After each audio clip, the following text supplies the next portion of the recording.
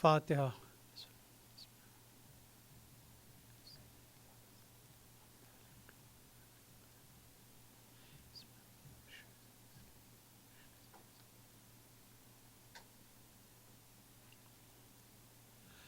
لا حول ولا قوة إلا بالله العلي العظيم. أعوذ بالله من الشيطان اللعين الرجيم. بسم الله الرحمن الرحيم. الحمد لله الذي لا يبلغ مدحته القائلون ولا يحصي نعماءه العادون ولا يؤدي حقه المجتهدون الذي لا يدركه بعد الهمم ولا يناله غوث الفتن فطر الخلائق بقدرته ونشر الرياح برحمته قدوس سبوح رب الملائكة والروح والصلاة والسلام على سيد المرسلين حبيب إله العالمين حبيب قلوبنا طبيب نفوسنا شفيع ذنوبنا مولانا بالقاسم محمد اللهم صل على محمد وآل بيته الطيبين الطاهرين المعصومين المظلومين ولعنة الدائمة المستمر على أعدائهم أجمعين من الآن إلى قيام يوم الدين. أما بعد فقد قال الله سبحانه وتعالى بسم الله الرحمن الرحيم تبارك الذي بيده الملك وهو على كل شيء قدير الذي خلق الموت والحياة ليبلوكم أيكم أحسن عملا. صلوات اللهم صل على محمد. عزیزان محترم، سب سے پہلے گزارش ہے کہ آپ حضرات ایک مرتبہ سورہ الحمد و 3 بار سورہ توحید کی تلاوت فرما کر مرحوم فیض علی بلگرامی صاحب کی روح کو ارسال کریں.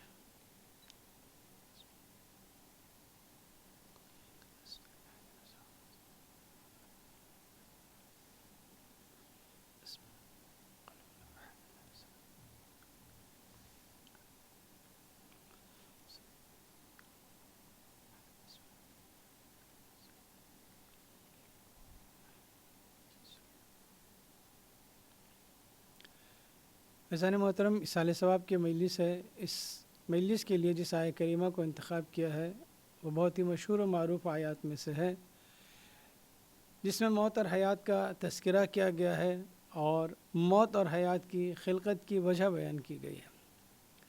موت بھی ایک حقیقت ہے اور حیات بھی ایک حقیقت ہے، اور اصل تو یہ ہے کہ حیات کا مزہ ہی اس وقت ہے کہ جب تک موت ساتھ میں ہے. ارشاد ہو رہا تبارک الذی بیدہ الملک، بابرکت ہے وہ ذات کہ جس کے قبضہ قدرت میں ملک ہے. اور اسی کی آگے وضاحت ہو رہی اگلی آیت میں وَهُوَ عَلَى كُلِّ شَيْءٍ قدیر، اور ایسی وہ بابرکت ذات ہے کہ جو ہر چیز پر قادر ہے. تو خداوند عالم نے سب سے پہلے اپنی تعریف کی ہے تاکید کے ساتھ کہ وہ قدرت یعنی ذات خداوند عالم ہر چیز پر قادر ہے، اور اسی قدرت کے ساتھ خلق الموت والحیات لیبلوکم ایکم احسن عملا. اسی تمام قدرت اور طاقت کے ساتھ خداوند عالم نے موت اور حیات کو خلق کیا ہے. کیوں خلق کیا ہے اس کی بھی وجہ بتائی جا رہی، اس لیے لیبلوکم ایکم احسن عملا، تاکہ تمہیں آزمائے کہ تم میں سے سب سے اچھا عمل کون کرتا ہے. زیادہ عمل کی بات نہیں ہے، کم عمل کی بات نہیں ہے، عمل کی بات نہیں بلکہ سب سے اچھا عمل. یعنی یہاں اس کا مطلب یہ ہو سکتا ہے کہ ہو سکتا ہے کہ عمل ایک ہو سکتا ہے کہ عمل تھوڑا سا ہو، لیکن وہ سب سے اچھا عمل ہو جائے. تو عمل کی جو بات ہے وہ کوانٹٹی میں نہیں ہے بلکہ کوالٹی میں. تو آئیے اس سے پہلے کہ ہم عمل کو سمجھ سکیں موت اور حیات کو سمجھنا ضروری ہے. موت کسے کہتے ہیں اور حیات کیا ہے؟ عام طور سے دنیا میں آنا یہ حیات ہے اور دنیا سے جانا یہ موت ہے. جب انسان پیدا ہوتا ہے، انسان کی ولادت ہوتی ہے تو لوگ اس کو حیات سے تعبیر کرتے ہیں، اور جب اس کا انتقال ہو جاتا ہے تو اسے موت سے تعبیر کیا جاتا ہے۔ دنیا کی نظر میں حیات اور زندگی اسے کہتے ہیں کہ جب انسان چل پھر رہا ہے، بول رہا ہے، کھا پی رہا ہے، ہنس رہا ہے، اٹھتا ہے، بیٹھتا ہے، جاتا ہے، آتا ہے، یہ سارے کام جو کر رہا ہے وہ زندہ ہے، اور جو یہ سب کام نہ کر سکے وہ مردہ ہے۔ تو معاشرے کی نظر میں ایکٹیویٹیز کو حیات کہتے ہیں، اور ایکٹیویٹیز کے لیس ہو جانے کو، یعنی اب کوئی ایکٹیویٹی نہیں، کچھ نہیں کر سکتا وہ، اس کو موت کہتے ہیں۔ لیکن اسلام نے کچھ اور تعریف بیان کی ہے کہ موت کسے کہتے ہیں اور زندگی کیا ہے۔ دنیا کی نظر میں کھانا پینا، ہنسنا بولنا، چلنا پھرنا، یہ سب زندگی ہے، اور یہ سب نہ کر پانا یہ سب موت ہے۔ تو جو ایسا کر رہا ہے وہ زندہ ہے، اور جو نہیں کر پا رہا ہے وہ مردہ ہے۔ لیکن اسلام کہتا ہے کہ نہیں، ضروری نہیں ہے کہ کھانا پینا زندگی کی علامت ہو، ضروری نہیں ہے کہ جو انسان کھا پی رہا ہو وہ زندہ ہے، اور جو کھانے پینے سے مجبور ہو گیا ہو وہ مردہ ہے، بلکہ اسلام نے زندگی اور موت کی الگ الگ شرائط بیان کی ہیں، زندگی اور موت کے الگ الگ پیرامیٹر بیان کیے ہیں۔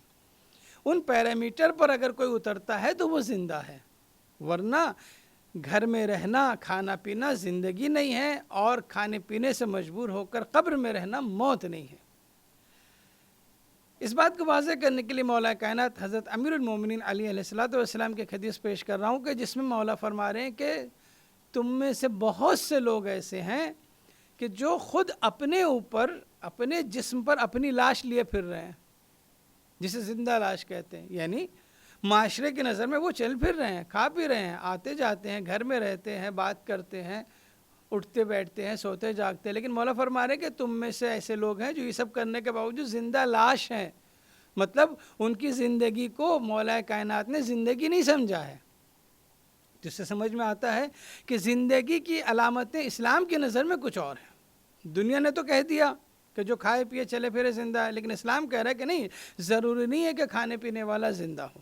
اس کو سمجھنے کے لیے ایک بہت سامنے کی مثال، ایک فقیر کو لیا جو معاشرے کا سب سے کمزور طبقہ ہے، اس کو لیا، لے جا کر ایک گھر کے سامنے پہنچے، بھائی زندہ اور مردہ کون ہے بتاؤ؟ فقیر کہتا ہے، فقیر نے دروازہ کھٹکھٹایا کہ اللہ کے نام پر کچھ دے دو، ایک بار، دو بار، تین بار کہا، اس کے بعد نہیں ملا، وہ آگے بڑھا، اس نے کہا یہ مردہ ہے۔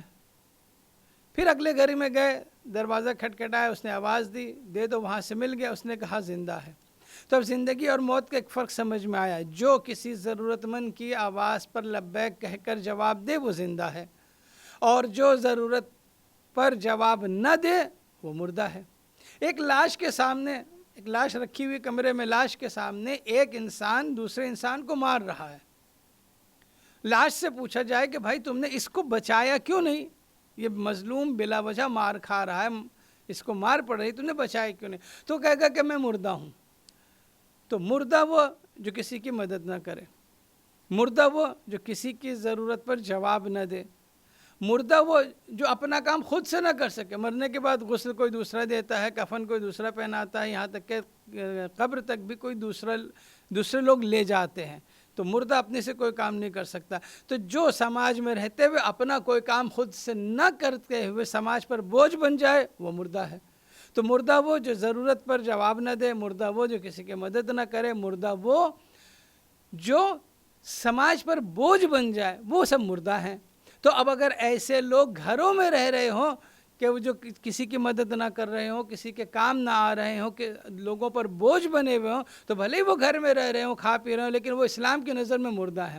اور کوئی اگر قبر میں رہنے والا قبر میں رہتے ہوئے کسی کی مدد کر دے، کسی کی حاجت روائی کر دے، کسی کی مشکلات کو دور کر دے، کسی کی تکلیف کو آسان کر دے، تو قبر میں رہتے ہوئے زندہ ہے۔ تو اب مردوں کو قبروں میں اور زندوں کو گھروں میں ڈھونڈنا چھوڑ کر بلکہ پیرامیٹر کو دیکھیں۔ اگر حیات کا پیرامیٹر قبر میں رہنے والوں کے لیے ہے تو ممکن ہے کہ قبر میں رہتے ہوئے انسان زندہ ہو، اور اگر حیات کا پیرامیٹر گھر میں رہنے والوں کے پاس نہیں ہے تو ممکن ہے گھروں میں رہنے کے باوجود وہ مردہ ہوں۔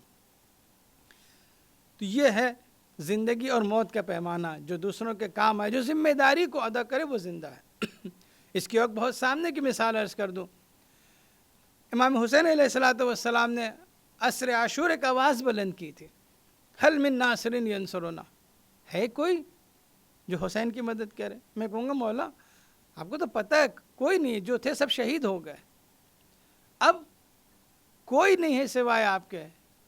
امام سید سجاد ہے لیکن غش کی حالت میں ہے، تو اب آپ نے یہ صدا کیوں بلند کی؟ عجب نہیں امام کا جواب آئے کہ میں نے آواز اس لیے بلند کی تاکہ زندہ اور مردہ کا فرق بیان کر سکوں۔ اس آواز سے پہلے زندہ اور مردہ کا پریکٹیکلی فرق لوگوں کو نہیں معلوم تھا، لیکن اس آواز کے بعد فرق پتہ چل گیا جب امام نے یہ آواز بلند کی، حل من ناصر ینصرنا، ہے کوئی جو حسین کی مدد کرے، ہے کوئی جو اسلام کی مدد کرے، ہے کوئی جو ناموس پیغمبر کی مدد کرے؟ تو جو کھڑے تھے، جو دنیا کی نظر میں زندہ تھے، جو دنیا کی نظر میں کھا پی رہے تھے، چل رہے تھے، حیات والے تھے، وہ سب خاموش رہے، اور جو دنیا کی نظر میں کٹے پڑے تھے، مر چکے تھے، شہید ہو چکے تھے، جن کے سروں پہ، جن کے جسم پہ سر نہیں تھے، ہاتھ پیر سلامت نہیں تھے، کٹے پڑے تھے، وہ بول رہے تھے۔ جو کھڑے تھے وہ خاموش تھے، جو کٹے پڑے تھے وہ بول رہے تھے۔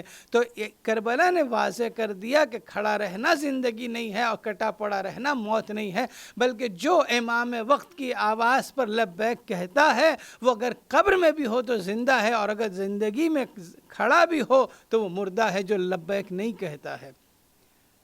تو اب زندگی اور موت کا معیار اسلام نے واضح کر دیا کہ زندگی ذمہ داریوں کو پورا کرنے کا نام ہے، تو اگر کوئی قبر میں رہتے ہوئے ذمہ داریوں کو پورا کر رہا ہے تو وہ قبر میں رہنے کے باوجود زندہ ہے، اور اگر کوئی گھروں میں رہنے کے باوجود ذمہ داریوں کو پورا نہیں کر رہا ہے تو وہ گھروں میں رہنے کے باوجود مردہ ہے۔ یہ ہے زندگی اور موت کا فرق۔ زندگی بھی ایک اہم چیز ہے، موت بھی ایک اہم چیز ہے۔ اچھا، موت آنی سب کو ہے، سب کو موت آئے گی، خود قرآن کا اعلان ہے، کل نفس ذائقۃ الموت، ہر نفس کو موت کا مزہ چکھنا ہے، یعنی ہر نفس کو موت آتی ہے اور آئے گی، اب سے لے کر قیامت تک، اور جب سے دنیا بسی تب سے اب تک، یہ سارے مرحلے میں موت کا سامنا ہے۔ لیکن موت کیسی ہو؟ موت کس طریقے کی ہونی چاہیے؟ موت کیسی ہوگی؟ اس کو بھی آئیے سمجھتے ہیں۔ موت کے لیے عربی میں 3 لفظ استعمال کیے گئے۔ ایک لفظ ماتا ہے، جس سے موت، جو اردو میں بھی ہم استعمال کرتے ہیں، ماتا یعنی مر گیا، انتقال ہو گیا، عام موت کے لیے لفظ استعمال ہوتا ہے۔ ایک لفظ ہلاکہ ہے، جس سے ہلاکت بنتا ہے۔ ہلاکت عام طور سے ہم اردو میں بھی جب اپنی زبان میں استعمال کرتے ہیں تو ہلاکت یعنی بری موت، کسی کی موت جو وہ عام درجے سے گھٹ کر بری موت ہوئی ہے، یا سماج کا کوئی برا شخص تھا تو اس کے لیے کہا جاتا ہے کہ انتقال ہو گیا یا مر گیا، نہیں کہتے کہ ہلاک ہو گیا، ختم ہو گیا۔ تو ایک لفظ یہ ہلاکت بھی موت ہی کے لیے استعمال ہوتا ہے، معنی وہی موت کے۔ ماتا بھی موت کے لیے استعمال ہوتا ہے، ہلاکہ بھی موت کے لیے استعمال ہوتا ہے، لیکن ماتا نارمل اور کامن موت کے لیے ہے، اور ہلاکہ جو وہ بری موت کے لیے یا برے لوگوں کی موت کے لیے ہے۔ کہ جیسے یزید کی تاریخ جو اس پہ کہتے ہیں کہ یزید روز ہلاکت یزید، یعنی آج یزید مرا، آج یزید ہلاک ہوا۔ تو یہ برے لوگوں کے لیے یا بری موت کے لیے لفظ ہلاکہ استعمال کیا جاتا ہے۔ اور تیسری جو صورت موت کی وہ فازہ ہے، یعنی کامیابی کی موت۔ لفظ ماتا عام موت، ہلاکہ یعنی بری موت، اور لفظ فازہ یعنی کامیابی کی موت۔ یہ تینوں ہمیں مثال تاریخ میں مل جاتی ہے۔ لفظ ماتا کے لیے عام استعمال ہوتا ہے، عام موت کے لیے استعمال ہوتا ہے، کوئی بھی کہیں بھی مرتا ہے، انتقال ہوتا ہے، اس کے لیے لفظ ماتا استعمال ہوتا ہے۔ لیکن اس کو بھی اہمیت دے دی ہے پیغمبر کی حدیث نے۔ پیغمبر اکرم صلی اللہ علیہ وآلہ وسلم فرماتے ہیں، من مات علی حب آل محمد مات شہیدا، جو اہل بیت کی محبت رکھتے ہوئے دل میں مر جائے اس کی وہ موت، لفظ ماتا استعمال ہو، موت بھی شہادت کی موت، یعنی وہ موت جو عام موت ہوتی، کامن موت ہوتی ہے، اس کو بھی شہادت کا درجہ مل جا رہا ہے کہ اگر اہل بیت کی محبت رکھتے ہوئے مر گیا تو اس کا عام مر جانا، نیچرل موت بھی اس کی شہادت کا درجہ رکھتی ہے۔ تو یہ لفظ موت کے لیے یہ استعمال ہوئی، ایک حدیث استعمال ہوئی، لفظ موت ہے اس میں۔ لفظ ہلاکہ تاریخ کی 2 بڑی شخصیتوں نے استعمال کیا ہے، 2 بڑی شخصیتوں نے اقرار کیا ہے اس بات کا۔ پہلی شخصیت نے پہلے علی کے دور میں اقرار کیا کہ اگر علی نہ ہوتے تو ہم ہلاک ہو جاتے، لولا علی لہلک، اگر علی نہ ہوتے تو ہم ہلاک ہو جاتے. پہلی شخصیت نے پہلے علی کے دور میں نہیں مولا کائنات کے دور میں اس بات کا اقرار کیا, بارہا اقرار کیا کہ اگر علی نہ ہوتے تو ہم ہلاک ہو جاتے. دوسری شخصیت امام ابو حنیفہ کی ہے, جو چھٹے امام جعفر صادق علیہ السلام کے شاگردوں میں سے ہیں. انہوں نے اپنے لیے شعر کہا ہے, لولا السنتان لہلک النعمان. اگر وہ 2 سال نہ ہوتے جن 2 برسوں میں انہوں نے امام صادق علیہ السلام کی شاگردی کا شرف حاصل کیا, امام سے تعلیمات حاصل کی, تو اسی کی طرف اشارہ کرتے ہوئے کہتے ہیں کہ اگر وہ 2 سال نہ ہوتے تو نعمان, جو ان کا نام تھا نعمان, ہلاک ہو جاتا. لولا السنتان لہلک النعمان. اگر 2 سال نہ ہوتے تو نعمان ہلاک ہو جاتا. تاریخ کی 2 بڑی شخصیتوں کا اقرار بتا رہا ہے کہ موت اگر اہل بیت کے در سے دور رہتے ہوئے آتی ہے تو وہ عام موت بھی ہلاکت ہو جاتی ہے, عام موت بھی ہلاکت ہو جاتی ہے. یہ موت کا ہی لفظ استعمال ہو رہا ہے, لیکن ہلاکہ کے معنی میں دونوں شخصیتوں نے خود اپنے لیے استعمال کیا. اگر کوئی دوسرا کہے تو کوئی کہہ سکتا ہے کہ آپ ان شخصیتوں کی توہین کر رہے ہیں, لیکن ان شخصیتوں نے خود اپنے لیے استعمال کیا ہے. پہلے علی کے لیے کہا لولا علی لہلکا, اگر علی نہ ہوتے تو میں ہلاک ہو جاتا. پہلے علی کے لیے پہلی شخصیت نے کہا, خود اپنے لیے کہا کہ اگر علی نہ ہوتے تو میں ہلاک ہو جاتا ہے, اور دوسری شخصیت نے امام صادق علیہ السلام کے دور میں قرار کیا کہ اگر وہ 2 سال امام کی شاگردی کے نہ ہوتے تو میں ہلاک ہو جاتا. یہ خود اقرار کرنا کہ اگر اہل بیت نہ ہوتے تو ہم ہلاک ہو جاتے, یہ بتا رہا ہے کہ جو موت اہل بیت سے دور رہتے ہوئے آتی ہے, چاہے جتنی بڑی شخصیت کیوں نہ ہو, وہ ہلاکت کی طرف چلی جاتی ہے, ان کا مقدر ہلاکت ہو جاتا ہے. اور تیسری موت جو لفظ فازہ سے تعبیر ہوتی ہے وہ یہ ہے, مولا کائنات نے جب ضربت لگی تو محراب مسجد میں علی الاعلان فرمایا, فزت ورب الکعبہ, رب کعبہ کی قسم میں کامیاب ہو گیا.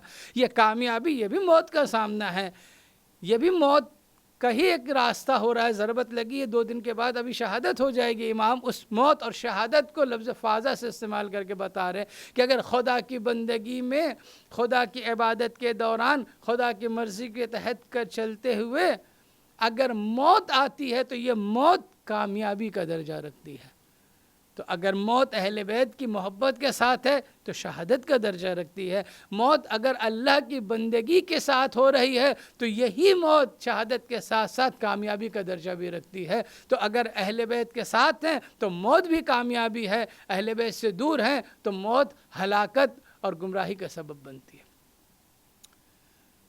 تو زندگی اور موت بری چیز نہیں ہے, موت اچھی چیز ہے اگر اہل بیت کے راستے پر چلتے ہوئے آئے. اور ایک بات اور عرض کرتا چلوں کہ یہ جو موت ہے دنیاوی اعتبار سے ہی, موت جب تک ہے تب تک حیات کا مزہ ہے. اگر موت کا بیچ سے تصور ہٹ جائے تو پھر حیات کا کوئی مزہ نہیں رہے گا, حیات کی امپورٹنس ختم ہو جائے گی, کوئی حیات کو اہمیت نہیں دے گا. اگر ایک خبر ہو جائے, معلوم ہو جائے لوگوں کو کہ اب موت نہیں آنے والی ہے, موت دور ہو گیا, اب نہیں آئے گی موت, اس سال 2024 میں کوئی نہیں مرے گا, سب زندہ رہیں گے, کوئی نہیں مرے گا, تو کچھ دن تو سب بہت خوش ہوں گے, چلو بھئی اچھا 2024 میں کسی کی موت نہیں آئے گی, بہت خوش ہوں گے, 2 دن 4 دن 10 دن. لیکن اس کے بعد اب زندگی عذاب بن جائے گی. جیسے ایک شخص ہے, بیمار ہے, اس کو روز دوا چاہیے, دوا نہیں ملے گی, طبیعت خراب ہو جائے گی, مر سکتا ہے وہ. اب جب خبر مل گئی کہ نہیں اس سال تو کوئی مرے گا ہی نہیں, تو اب اس کی دوا ہے, جب دوا ختم ہو گئی اب کوئی دوا لا کے نہیں دے رہا. کیوں بھی دوا لا دو, کہیں گے نہیں دوا نہیں لا کے اب مریں گے تھوڑی. جب مرنے کا ڈر تھا تب دوا لا کے دے رہے تھے تاکہ صحیح سلامت رہیں, مرے نہیں. اب جب معلوم ہو گیا کہ مریں گے نہیں تو پھر دوا لانا چھوڑ دیا. تو دوا نہیں لا رہے, مریں گے تو نہیں, اس کو بھی معلوم ہے کہ نہیں کھائیں گے دوا مریں گے نہیں, لیکن مریں گے نہیں یہ بات ہے نا. جو تکلیف ہوگی, جو بیماری تھی, جو مشکلات تھیں, اس کی جو تکلیف ہوگی وہ سہنا پڑے گا.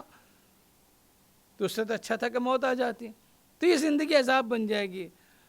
ماں باپ اولاد کا خیال رکھنا بند کر دیں گے, اولاد ماں باپ کا خیال رکھنا بند کر دے گی, کوئی کسی کا خیال ہی نہیں رکھے گا, کوئی کسی کی فکر میں نہیں رہے گا. سب کو اطمینان ہے کہ موت تو نہیں آنے کی, کچھ بھی ہو جائے.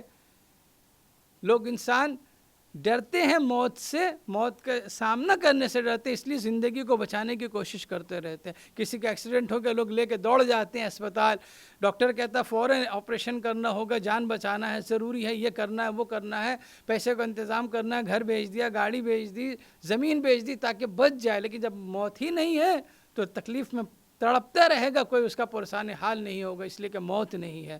تو موت کوئی بری چیز نہیں ہے، بلکہ موت زندگی کی اہمیت کو واضح کرنے کا ایک ذریعہ ہے۔ موت زندگی کو باہمیت بنانے کا ایک ذریعہ ہے کہ موت ہے تو زندگی کا مزہ ہے، موت ہے تو پھر زندگی کی ساری نعمتیں انسان کو میسر ہوتی ہیں، موت نہیں ہے تو پھر زندگی موت سے بدتر بن جاتی ہے۔ تو اس لیے موت کو برا نہیں سمجھنا چاہیے، بلکہ موت انسان کی زندگی گزارنے کا ایک طریقہ ہے، انسان کی زندگی کو بہتر بنانے کا ایک ذریعہ ہے۔ موت ہے تو پھر زندگی کا مزہ ہے۔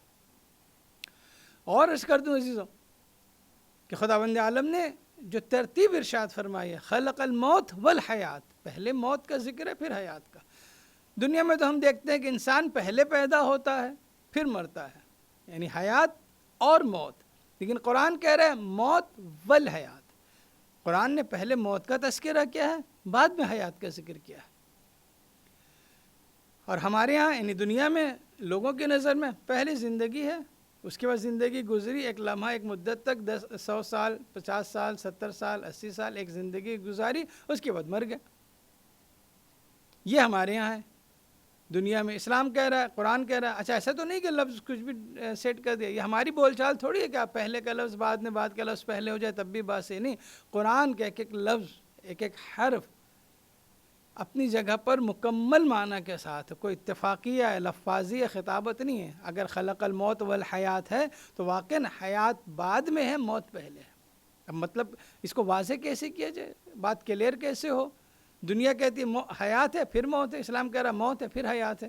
تو اس کا مطلب یہ ہے کہ دنیا، اسلام نے اس دنیا کی زندگی کو، جو ہم جسے حیات کہتے ہیں، جسے دنیا حیات کہہ رہی، اسے حیات ہی نہیں سمجھا ہے، بلکہ اصل حیات تو مرنے کے بعد ہے۔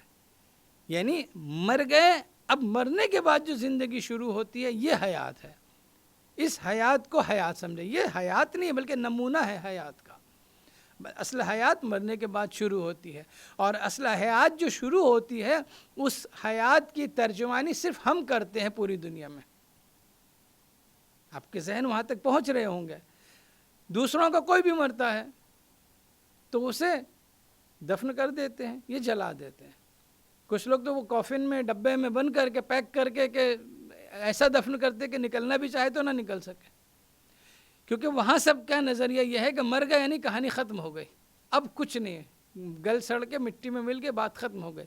لیکن ہمارے یہاں ایسے ہی نہیں دباتے ہیں مٹی میں، بلکہ مٹی میں لٹانے کے بعد، قبر میں لٹانے کے بعد، بند کفن کھولنے کے بعد تلقین پڑھتے اور شانہ ہلا کر کہتے اسمع افہم، اسمع افہم، اسمع افہم۔ اگر مر گیا اور کہانی ختم ہو گئی ہے تو کس کو سنا رہے ہیں، کس کو سمجھا رہے ہیں، کس کو شانہ ہلا ہلا کے کہہ رہے سنو اور سمجھو، فلاں ابن فلاں، اسمع افہم، سنو اور سمجھو، سنو اور سمجھو۔ کیوں کہہ رہے ہیں؟ اگر وہ مر گیا، اگر وہ ختم ہو گیا، ختم ہو گیا تو پھر سمجھانے کی کوئی وجہ نہیں ہے، ختم ہو گیا تو سنانے کا کوئی مطلب ہی نہیں ہے۔ جب ہے ہی نہیں، وہ ختم ہو گیا، مٹی ہو چکا ہے، تو پھر کسے سنایا جا رہا ہے، کس کو شانہ ہلا ہلا کا کہا جا رہا فلاں ابن فلاں، اسمع افہم، سنو اور سمجھو، سنو اور سمجھو۔ جب کہا جا رہا ہے، تلقین جب پڑھی جا رہی ہے، تو اس بات کی ترجمانی کا ہے خلق الموت والحیات۔ موت آئی تھی، اب اس کے بعد یہ حیات کی شروعات ہو رہی ہے، جس شروعات میں ہم مردے کو شانہ ہلا کر کے اس نئی حیات کی بشارت دیتے ہوئے کہہ رہے ہیں اب جو یہ نئی زندگی شروع ہوئی ہے اس کے لیے باتیں سنو اور سمجھو جو تم سے کہی جا رہی ہیں۔ یہ شانہ ہلا کر اسمع افہم کہنا قبر کی منزل میں، یہ اس بات کی علامت ہے کہ زندگی کی شروعات ہو رہی ہے، یہاں سے حیات ابدی کی شروعات ہو رہی ہے۔ تو موت آئی تھی اور موت آنے کے بعد اب زندگی شروع ہو رہی ہے۔ تو جو دنیا میں ہے وہ زندہ ہے دنیا کی نظر میں، لیکن اصلی زندگی جو اس کے مرنے کے بعد شروع ہوتی ہے کہ جو اس کی حیات ابدی ہوتی ہے۔ ہاں یہ ضرور ہے کہ وہ حیات ابدی اس مختصر سے زندگی پر ڈیپینڈ ہے، ہم جیسی زندگی گزاریں گے حیات ابدی ہماری ویسے ہی ہوگی۔ ہم جس اعتبار سے یہاں زندگی گزاریں گے اسی اعتبار سے ہماری وہاں کی زندگی ہوگی۔ ہم یہاں جتنی محنت کریں گے اتنا وہاں فائدہ ہمیں ہوگا. کیوں؟ اس لیے کہ لیبلوکم ایکم احسن عملا، یہاں پر آزمایا جائے گا کہ تم میں سے سب سے اچھا عمل کون کرتا ہے. اب اچھا عمل کیا ہے؟ اچھا عمل کوئی ایک عمل میں فکس نہیں ہے کہ کون سا عمل اچھا ہے، سب سے اچھا عمل یہ ہے، سب سے اچھا عمل وہ ہے. نہیں، یہ نہیں کہہ سکتے. یہ اس لیے نہیں کہہ سکتے کہ اگر کوئی عمل کو فکس کر دیا جائے کہ فلاں کام سب سے اچھا ہے تو ہر ایک اسی فلاں کام پہ دھیان دے گا. لیکن اسلام نے کہا نہیں، کوئی ایسا فکس کام سب سے اچھا کام نہیں، بلکہ یہ کام کرنے والے کی نیت پر اور کام کی اہمیت پر ڈیپینڈ کرتا ہے کہ کام کیسا ہو، کام کیسے انجام دیا جا رہا ہے، تو وہ سب سے اچھا عمل بنتا ہے. جیسے پیغمبر اکرم حضرت محمد مصطفیٰ صلی اللہ علیہ وآلہ وسلم نے فرمایا ضربۃ علی یوم الخندق افضل من عبادت الثقلین، کہ مولا کائنات کی روز خندق کی ایک ضربت ثقلین کی عبادت سے بھاری ہے، وزنی ہے. تو یہاں پر کیسے ہم حساب کریں گے، کیسے کیلکولیشن ہوگا؟ ایک ضربت تلوار کی، یعنی ایک وہ جنگ جو عامر ابن عبدود کے ساتھ کی تھی، وہ ایک جنگ، وہ ایک تلوار چلانا ثقلین کی عبادت پر کیسے بھاری پڑ سکتا ہے؟ تو یہاں پر بھی بات وہی کوانٹٹی کی نہیں بلکہ کوالٹی کی. جس وقت عامر ابن عبدود نے اسلام کو للکارا تھا، جب وہ اسلام کے خیمے تک آ گیا تھا، لشکر اسلام کے درمیان آ گیا تھا، للکار رہا تھا، کوئی نہیں بولنے والا تھا، سب خاموش بیٹھے تھے. تاریخ نے ان خاموش لوگوں کی ترجمانی کی ہے کأن علی رؤوسہم طیر، ایسے خاموش بیٹھے تھے جیسے ان کے سروں پر پرندے بیٹھے ہوں، جہاں ہلے کہ نہیں پرندہ اڑا، اس طرح سے خاموش بیٹھے تھے. جس کو ہم بہت آسان سے کہتے ہیں، جیسے آج کل بچے کھیلتے ہیں، آپ دوست آپس میں ایک دوسرے کو اسٹیچو کہہ دیتے ہیں. اسٹیچو کے بعد اب وہ بندہ جو ہے جس کو اسٹیچو کہا گیا وہ ہلتا نہیں ہے. اب چاہے وہ لڑکے، اس کے دوست احباب اس سے مذاق کرے، اس کو مارے، اس کو چھیڑے، پریشان کچھ بھی کر لیں، تو جب تک وہ اسٹیچو بنا ہوا ہے تب تک وہ کچھ نہیں کرتا. ایسے ہی کچھ حالت وہاں لشکر اسلام کی تھی. جیسے عمرو ابن عبدود نے للکارا تو سب ایسے تھے جیسے اسٹیچو بنے ہوئے، اسٹیچو بنے ہوئے، اس لیے اب کوئی حرکت نہیں کر رہا. اس جہاں پر کوئی حرکت نہ ہو، وہاں للکارنے کے بعد جو ذات کھڑی ہو رہی ہے اور اس کے مقابلے میں جا رہی ہے، تو یہ کوالٹی ہے جو کوالٹی اسلام کو بچا رہی ہے. اگر وہاں پر جنگ نہ ہوتی، مولا کائنات نہ جاتے، تو شاید اسلام کو بچا پانا مشکل ہو جاتا. تو اب جو بھی اسلام بچا ہے اس کے بعد سے وہ اسی ایک ضربت کی وجہ سے بچا ہے. تو اب بات سمجھ میں آتی ہے کہ مولا کائنات کی وہ ایک ضربت ثقلین کی عبادت پر بھاری ہے، اس لیے کہ اب جو بھی عبادت ہوگی اس ایک ضربت کی مرہون منت رہے گی، اس ایک ضربت کی مرہون منت رہے گی. اگر وہ ضربت نہ ہوتی تو یہ عمل جو ہے وہ تعداد میں نہیں ہے، کیونکہ نمازیں ہزاروں ہزار رکعت پڑھی گئی، ہزاروں ہزار لاکھوں کروڑوں لوگ پڑھ رہے ہیں نماز، لیکن وہ ایک ضربت جو ہے ایک ضربت ان تمام نمازوں کو بچانے والی ہے، ان تمام نمازوں کو باقی رکھنے والی ہے. اس لیے یہاں عمل کا معیار تعداد پر نہیں ہے، عمل کا معیار اس عمل کے خلوص پر ہے، کرنے والے کی نیت پر ہے، ہم کیسے عمل انجام دے رہے ہیں. بہت سے لوگ کثرت میں دوڑ جاتے ہیں کہ ہم زیادہ سے زیادہ کر لیں. نہیں، زیادہ سے زیادہ کی ضرورت نہیں ہے، کیونکہ اللہ نے زیادہ اور کم کا حساب ہی نہیں رکھا. اس لیے نہیں رکھا کہ سب کی زندگی برابر نہیں رکھی، سب کے حالات ایک جیسے نہیں رکھے. اگر زیادہ اور کم کی بات ہوتی تو جن کے پاس خوب پیسے ہیں انہوں نے 10 بار حج کر لیا، کسی نے 5 حج کیے، کسی نے 2، کسی نے 1 حج تو کیا. لیکن بہت سے ایسے لوگ ہیں جنہوں نے 1 حج بھی نہیں کیا. تو اگر زیادہ اور کم کی بات ہوتی تو جس نے حج نہیں کیا ہے وہ لائن سے خارج ہو جاتا، جو حج کرنے والے ہیں وہ آ جاتے کہ انہوں نے حج کیا. لیکن ممکن ہے کہ جو حج کرنے والا ہو وہ پیچھے رہ جائے، جس نے حج نہ کیا وہ آگے بڑھ جائے. کیوں؟ اس لیے کہ خدا بند عالم عمل کو نہیں دیکھتا، عمل کے خلوص کو دیکھتا ہے. ہو سکتا ہے کسی نے مجلس کی، مجلس میں 10 دیگ بریانی کھلائی ہو، کسی کے پاس نہیں ہے، اس نے صرف پانی پلا دیا. تو اگر عمل کی کوانٹیٹی پر بات ہوتی تو 10 دیگ والوں کو جنت ملی جاتی، کامیاب ہو جاتے، اور جو بیچارہ پانی پلا رہا ہے وہ تو رہ ہی جاتا. لیکن یہاں پر کیا ہے؟ احسن و عملہ. ہو سکتا ہے کہ وہ جو 10 دیگ یا 50 دیگ یا 100 دیگ کھلا رہا ہو اس کا عمل احسن و عملہ نہ ہو سکے، لیکن جو یہ پانی پلا رہا ہے اس کا یہ پانی پلانا احسن و عملہ ہو جائے. کیونکہ بہت سے لوگ ایسے ہوتے ہیں جو کام اتنا چھپا کے کرتے ہیں کہ دوسروں کو پتہ تک نہیں چلتا.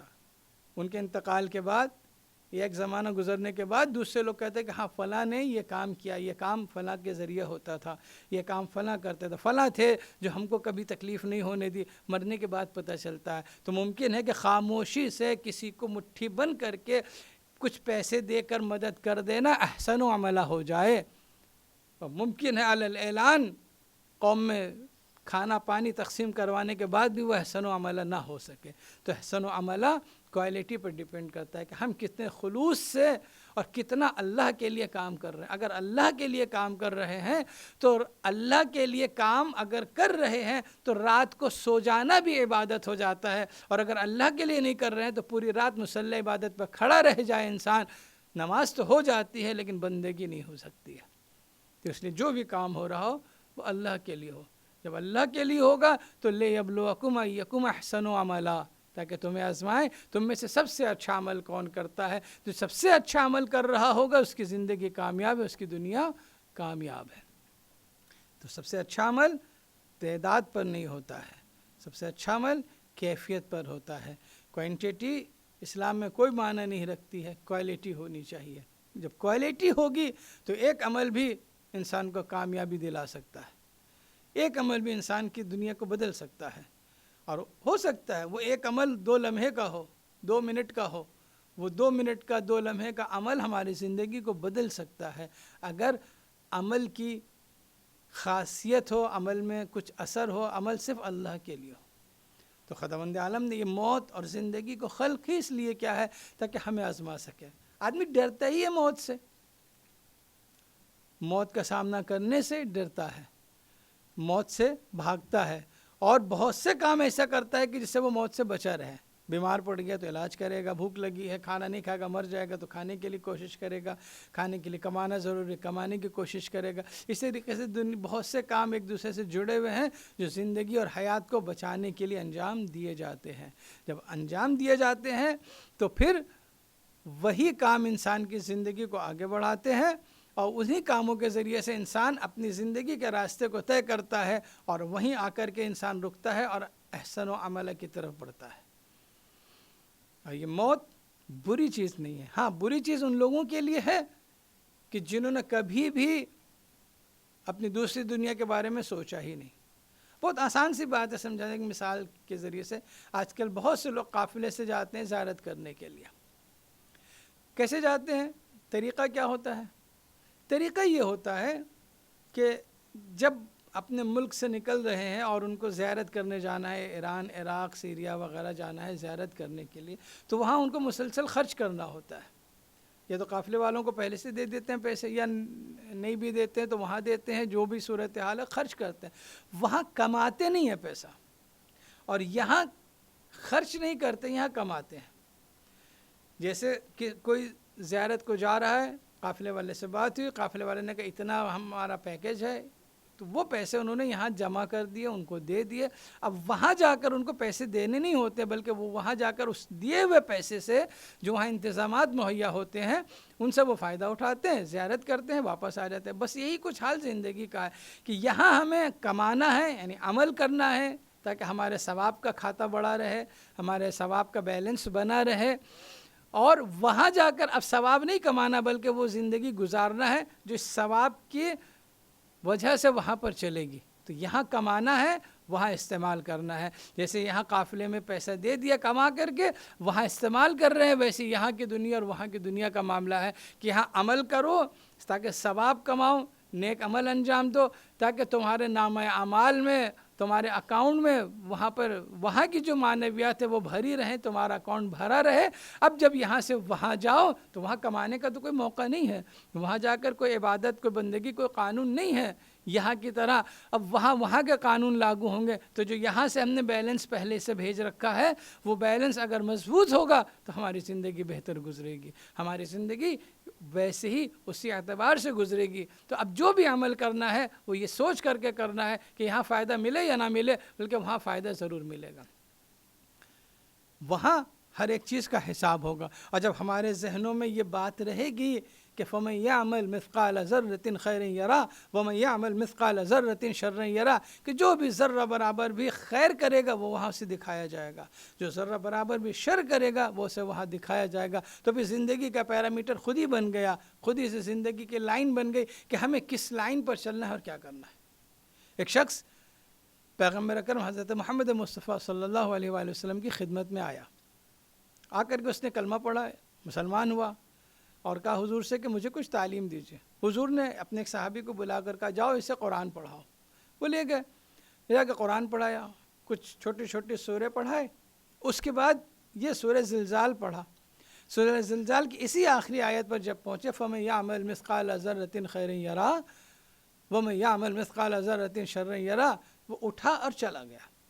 اب صحابی بلاتے رہے، ارے بھائی آؤ اور کچھ سن لو اور کچھ پڑھ لو، وہ کہا نہیں ہم جا رہے ہیں، بس ہو گیا۔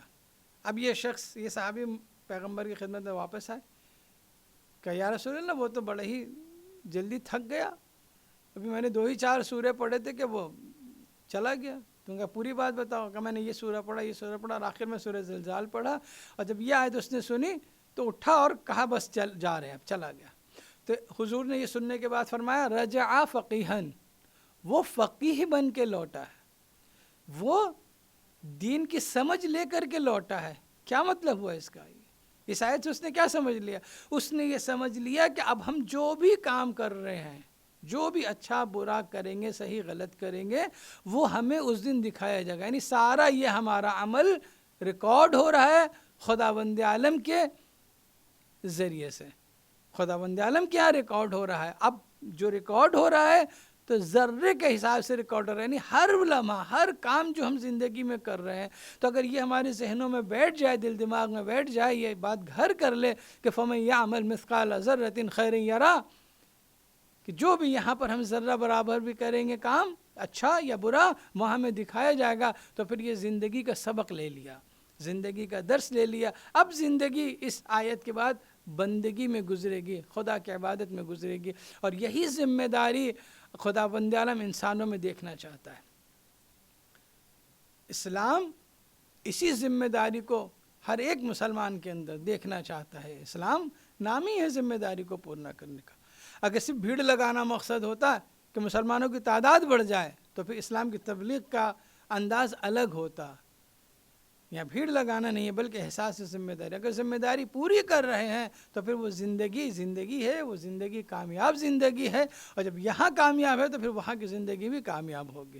اسی کامیاب زندگی کے لیے ایک بہترین نمونہ امام حسین علیہ السلام کی ذات ہے۔ امام نے موت کو گلے لگایا ہے، زندگی کو چھوڑا ہے، کیوں؟ ذمہ داری کو پورا کرنے کے لیے۔ اگر امام اپنا سوچتے، زندگی کو بچانے کا سوچتے تو پھر کوئی مسئلہ ہی نہیں تھا۔ جیسے آج بھی ہوتا ہے، بہت سے ایسی بڑی شخصیتیں ہیں کہ جو حکومت سے ہم آہنگی کر لیتی ہیں، حکومت سے مل جاتے ہیں، بھئی آپ جو کریں آپ سے کریں، ہم سے کوئی مطلب نہیں، اچھا کریں یا تب بھی آپ کا، برا کریں تب بھی آپ کا، بس ہم خاموش بیٹھے رہیں گے۔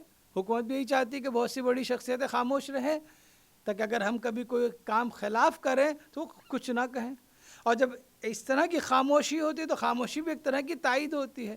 جب خاموشی رہے گی یعنی ہماری تائید رہے گی تو حکومت انہیں نوازتی بھی رہتی ہے، ان کے وظیفے زیادہ ہوتے ہیں، ان کے لیے آسائشیں زیادہ ہوتی ہیں، ان کے امکانات زیادہ ہوتے ہیں۔ یہ مشورہ بہت سے لوگ امام حسین علیہ السلام کو بھی دے رہے تھے کہ آپ کیوں خواہ اس کی مخالفت میں کھڑے ہو گئے؟ آپ کو کچھ کرنا تھوڑی، آپ بس خاموش بیٹھے رہیے، اس کو حکومت کرنے دیجیے وہ جو کر رہا ہے، آپ خاموش رہیے، آپ کو سب کچھ ملے گا جو آپ چاہتے ہیں۔ آپ رسول کے نواسے ہیں، رسول کے گھر کے ہیں، رسول کے وارث ہیں، تو آپ کو اس بحاف میں تو بہت کچھ ملے گی رائلٹی کے طور پر، بس آپ کو خاموش رہنا ہے۔ امام سے یہ نہیں ہو سکتا تھا کہ امام خاموش رہے، کیونکہ خاموش رہنے سے اپنی زندگی تو بچائی جا سکتی تھی، لیکن اس ذمہ داری کا کیا کرے جو اللہ کی طرف سے ذمہ داری تھی، جو ہر ایک عام انسان پر ہے، ہم سب پر ہے۔ تو امام وقت پر تو ہم سب سے زیادہ ذمہ داری، اور وہ سب سے زیادہ ذمہ داری سمجھ رہے ہیں۔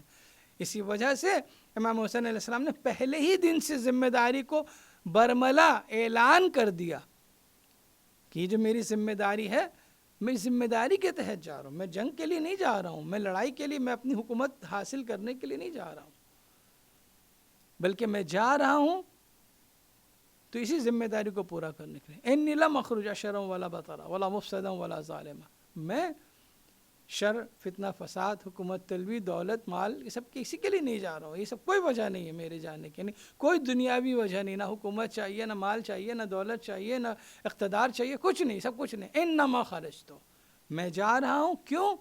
لطلب الاصلاح فی امت جدی، اپنے نانا کی امت کی اصلاح کرنے کے لیے. اريد ان امر بالمعروف وانهى عن المنکر، میں جا رہا ہوں امر بالمعروف کرنے کے لیے، نہی عن المنکر کرنے کے لیے. اور پھر فرماتے اسی کے آگے وسیرہ بسیرت جدی و ابی علی بن ابی طالب، اور میں اپنے نانا اور اپنے بابا کی سیرت کو زندہ کرنے کے لیے جا رہا ہوں. تو یہاں پہ امام نے واضح کر دیا کہ دنیاوی مقاصد میں سے کوئی مقصد امام کا نہیں تھا، بلکہ امر بالمعروف کرنا تھا، یعنی ذمہ داری کو پورا کرنا تھا، نہی عن المنکر کرنا تھا، یعنی ذمہ داری کو پورا کرنا تھا، اور سیرت محمدی کو زندہ کرنا تھا. یعنی اس کا مطلب یہ تھا کہ اس زمانے میں سیرت محمدی کا کوئی اثر سماج میں نہیں تھا، بلکہ سماج یہ دیکھ رہی تھی جس کی لاٹھی اس کی بھینس، جس کی حکومت ہے اس کا اقتدار ہے، ہم سب اس کے آگے جھک گئے. امام کو اسی فکر کو توڑنا تھا کہ جس کی حکومت ہے اس کے آگے جھکنا صحیح نہیں ہے، بلکہ دیکھو کہ صحیح کیا ہے. امر بالمعروف اور نہی عن المنکر کے لیے امام جا رہے ہیں. اور جب امام سے بیعت کا مطالبہ ہوا تھا تو امام نے یہی جواب دیا تھا کہ پہلے اپنا تعارف کیا، ہم کون ہیں، پھر یزید کے بارے میں بتایا وہ کون ہے. اور یہاں بھی امام نے اخلاق کا اتنا بہترین خیال رکھا کہ جب اپنی تعریف کی تو اپنے پورے خاندان کے ساتھ تعریف کی. انا اہل بیت النبوہ، ہم اہل بیت نبوت، یعنی ہم پورے خاندان اہل بیت نبوت ہے. خداوند عالم نے ہمیں علم و فضل سے نوازا. ہمارے یہاں ملائکہ آتے تھے، ہمارے ذریعے سے دنیا کی شروعات ہوئی ہے، ہم پر ہی دنیا کا اختتام ہوگا. یہ سب ہم کے ساتھ ہے. جب یزید کی بات ہوئی تو اس کے پورے خاندان کو نہیں گھسیٹا، بلکہ اس کے لیے کہا، فرد صرف یزید کے لیے کہا کہ وہ شارب الخمر ہے، یعنی شراب پینے والا، قاتل نفس المحترمہ، بے گناہوں کو مارنے والا ہے، معلن بالفسق، کھلے عام گناہ فسق و فجور کرنے والا ہے. وہاں بھی امام نے اخلاق کا اتنا خیال رکھا کہ صرف اس کو گھسیٹا ہے، اس کے خاندان کو نہیں گھسیٹا، جبکہ خاندان بھی اس جرم میں شریک تھا جو وہ کرتا تھا. لیکن جب بات یزید کی ہو رہی تھی تو یزید سے کہ صرف یزید کی بات کی امام نے کہ وہ شارب الخمر ہے، یعنی شراب پیتا ہے، بے گناہوں کو مارتا ہے اور کھلے عام گناہ کرتا ہے. امام نے پیرامیٹر بتا دیا کہ جب کوئی ایسا حاکم ہو تو پھر وہاں پر کھڑے ہو جانا چاہیے. اور اس کے بعد پھر فرماتے ہیں بیعت کا تو سوال ہی نہیں ہوتا ہے. مثلی لا یبایع مثلا، مجھ جیسا اس جیسے کی بیعت نہیں کر سکتا. اس جیسے نے ذمہ داریوں کی ایک لائن بنا دی ہے کہ جو اللہ والا ہوگا وہ کبھی شرابی کی بیعت نہیں کر سکتا، وہ کبھی ظالم کی بیعت نہیں کر سکتا، وہ کبھی کھلے عام گناہ کرنے والوں کی بیعت نہیں کر سکتا. تو یہ ذمہ داری امام حسین علیہ السلام نے پہلے دن بتا دی تھی، ایک لائن بنا دی کہ جو اس کردار والا ہوگا، مجھ جیسا ہوگا، اس جیسی کی بیعت نہیں کر سکتا. احسان محترم، کربلا کا تذکرہ ایام عزا قریب ہے، 2-4 دن اور رہ گئے ہیں ایام عزا کے لیے، اور ہم ہر سال جمع ہوتے ہیں، پوری دنیا میں اکٹھا ہوتے ہیں مجلس حسین کرنے کے لیے. یہ کربلا کی یاد کیا ہے؟ ہمیں ہماری ذمہ داریوں کی یاد دلاتی ہے، ہمیں ہماری ذمہ داریوں کی طرف متوجہ کرتی ہے. یہ کربلا وہ ہے. کربلا صرف رونے اور رو کر گزر جانے کے لیے نہیں، بلکہ اپنی زندگی کو سنوارنے کے لیے ہے، اپنی زندگی میں سبق لینے کے لیے ہے کہ ہمیں کیا کرنا چاہیے. امام حسین علیہ السلام کی قربانی یوں ہی نہیں جانی چاہیے، بلکہ ہمیں سیکھنا چاہیے. عزیزوں، کوئی اگر ہمارے بیچ سے چلا جاتا ہے، دنیا سے انتقال ہو جاتا ہے، جیسے مرحوم کے سال ثواب کی مجلس سے، تو مرحوم جب گئے ہیں دنیا سے تو یقیناً ان کا جانا ان کے گھر والوں کے لیے، ان کے بچوں کے لیے، ان کے بھائیوں کے لیے سخت ہے. بہت تکلیف کی بات ہے کہ جوان بیچ سے چلا گیا اچانک، بہت تکلیف کی بات ہے. دل پھٹ جائے، زندگی اندھیری ہو جائے، زندگی کا رنگ ختم ہو جائے. لیکن جب اسی مصیبت میں، اسی پریشانی میں جب ہم کربلا والوں کی یاد کرتے ہیں، کربلا والوں کے زخموں کو دیکھتے ہیں، دکھوں کو دیکھتے ہیں، تو پھر اپنا یہ غم ہلکا ہو جاتا ہے. غم کی خاصیت بھی ہے نا، غم بانٹیں گے تو کم ہو جائے گا، ہلکا ہو جائے گا. تو جب ہم دیکھتے ہیں ہمارے لیے ہمارے عزیز کا جانا یقیناً قیامت ہے. ہماری زندگی ختم ہو جاتی ہے. لیکن جب اسی مصیبت کے موقع پر ہم کربلا والوں کی مصیبت دیکھتے ہیں تو اپنی مصیبت ہلکی ہو جاتی ہے. ہمارا کوئی عزیز جاتا ہے تو تمام رشتہ دار، خاندان والے، ملنے جلنے والے، برادری کے لوگ آ جاتے ہیں تسلی دینے کے لیے، سہارا دینے کے لیے، پرسہ دینے کے لیے، غسل و کفن کا اہتمام ہوتا ہے. لیکن ہم جب کربلا کی طرف نظر دوڑاتے ہیں تو وہاں صرف جنازے ہی جنازے، کوئی غسل و کفن کا انتظام نہیں ہے. کون کرے گا غسل و کفن؟ کون اہتمام کرے گا؟ وہ شخصیت امام حسین علیہ السلام کی کہ جو مدینے میں کوئی بھی اجنبی آتا تھا اور اگر مر جاتا تھا تو غسل و کفن کے لیے سب سے پہلے کھڑے ہو جاتے تھے. آج ان کا لاشا بے گور و کفن پڑا ہے، اس لیے کہ کوئی پرسان حال نہیں ہے. امام کچھ دنوں کے بعد کربلا پہنچنے والے ہیں. کربلا وہی جگہ ہے جہاں پر شہادت ہونی ہے. عزیزوں، کربلا کی کس مصیبت کا تذکرہ کیا جائے؟ جدھر سے مصیبت کا تذکرہ شروع کرے ادھر سے ہی مصیبت ایک عظیم مصیبت لگتی. ایک جوان کے جانے سے پورا خاندان ہل جاتا ہے تو اس خاندان کا سوچے جس خاندان کے سب جوان ختم ہو گئے. اگر ایک کوئی جوان کسی کا انتقال ہو جاتا ہے گھر کی خواتین بہت متاثر ہوتی ہیں. کربلا کی خواتین پر سلام کہ جن کے سامنے کبھی علی اکبر کا جنازہ آتا ہے، کبھی قاسم کا جنازہ آتا ہے، کبھی اون محمد کا جنازہ آتا ہے، کبھی عباس کے خون آلود علم آتا ہے، کبھی امام حسین علیہ السلام کی شہادت کی خبر آتی. کربلا کی خواتین نے کیسے برداشت کیا ہوگا؟ کربلا والوں نے کیسے دیکھا ہوگا؟ جوان کی مجلس ہے لہٰذا دل چاہ رہا ہے جناب علی اکبر کے مصائب پڑھوں. کون علی اکبر؟ حسین کا سب سے شہیدہ بیٹا علی اکبر. پتہ ہے جب کوئی بھی مجاہد آیا امام کے پاس اور اجازت مانگی جانے کے لیے، امام نے کچھ وقت لگایا ہے، فوراً اجازت نہیں دی. جناب قاسم کو تو سب سے مشہور ہے کہ امام نے اجازت ہی نہیں دی. بار بار قاسم آتے رہے، بار بار آتے رہے، ان کی والدہ نے سفارش بھیجی، اجازت نہیں دی. آخر قاسم گئے، خیمے کے پیچھے جا کر رونے لگے. روتے روتے غش آ گیا، آنکھ لگ گئی. خواب میں بابا کو دیکھا، بابا نے وہ تعویذ یاد دلایا تو تعویذ لے کر آئے، سفارش تھی بابا کی. تو امام نے جلدی کسی کو اجازت نہیں دی. لیکن ایک واحد شہید علی اکبر ہے کہ جب علی اکبر آئے باپ کی خدمت میں، آ کر کہا کہ بابا مجھے میدان قتال کی اجازت دیجیے. جوان بیٹا باپ سے پہلی بار کچھ مانگ رہا ہے تو مرنے کی اجازت مانگ رہا ہے. اب وہاں مصلحت کا تقاضا یہ ہے کہ فوراً حسین اجازت دیں.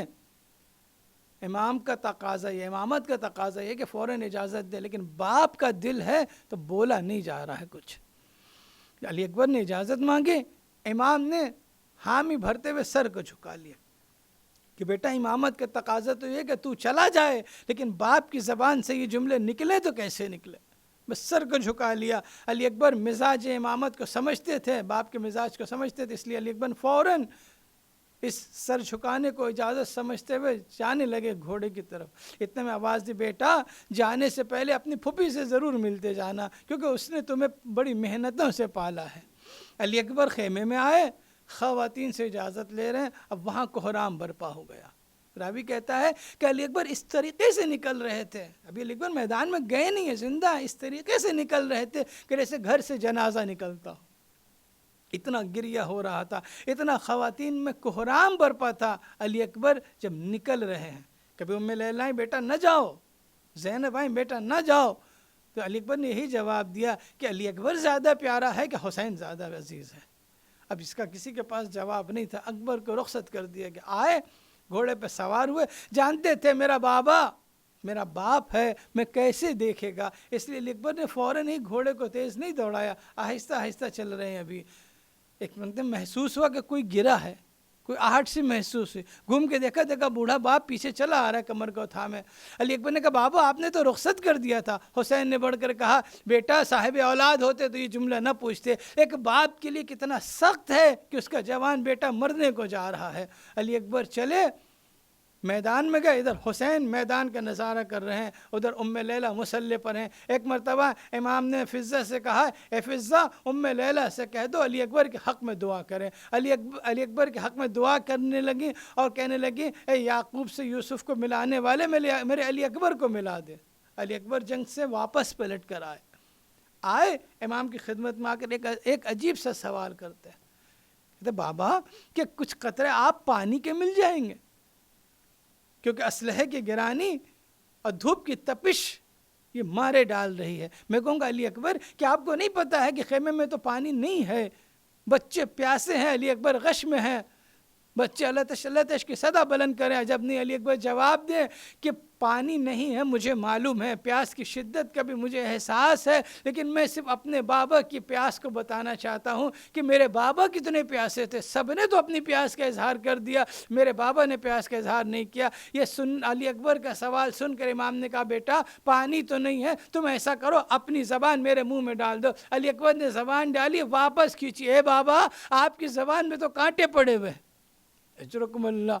فوراً زبان واپس نکالی، علی اکبر جانے لگے تو حسین نے ایک انگوٹھی دے دی علی اکبر کو کہ اسے اپنے منہ میں رکھ لو، ان قریب تمہیں تمہارے دادا حوض کوثر سے سیراب کریں گے۔ علی اکبر میدان میں پلٹے، واپس آئے، جنگ کرنے لگے، دشمنوں کا سر ہوا میں اڑنے لگے۔ اچانک سے ایک شقی نے چھپ کر حملہ کیا، علی اکبر کے سینے میں نیزہ در آیا، نیزہ آتے ہی جوان تھا، جوان خون نے انگڑائی لی، جیسی انگڑائی لی نیزے کی یعنی ٹوٹ کر کے رہ گئی سینے میں۔ اب گھوڑے پہ سنبھلا نہ گیا، علی اکبر نے خود کو گھوڑے کے اوپر گرا دیا، گردن میں باہیں ڈال دی، باہیں ڈالنا تھا کہ گھوڑا آگے بڑھنے لگا۔ اب جیسے ہی گھوڑا آگے بڑھنے لگا دشمنوں نے یک بارگی حملہ کر دیا، علی اکبر پر تیروں کی تلواروں کی برسات کر دی، تلواریں ٹوٹ پڑی علی اکبر کے، فقطعوہ ارباً اربا، علی اکبر کے جسم کے ٹکڑے ٹکڑے ہونے لگے۔ علی اکبر گھوڑے پہ سنبھل نہ سکے، زمین پہ تشریف لائے،